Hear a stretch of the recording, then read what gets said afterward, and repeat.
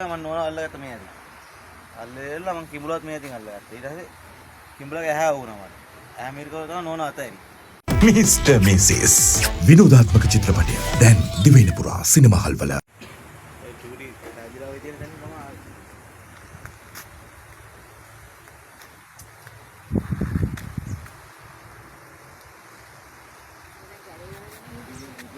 මෙතන අපේ නෝනා වළං හොදවද හිටියේ. මම ඔතන මේ ගවලනේ හදා දීද්දි එකපාරටම අපේ නෝනා කෑ ගහුවා නාමල්ලයි කියලා.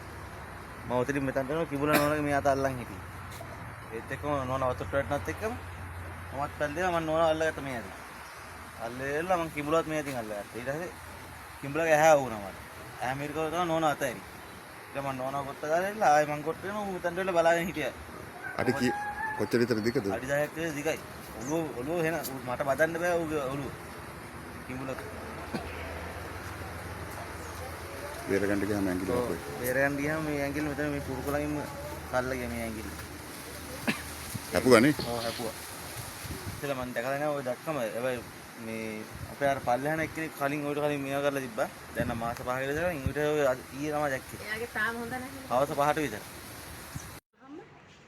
යාළුවෙක් ඉන්නවා කියන්නේ. ඔව් ඊයෝ.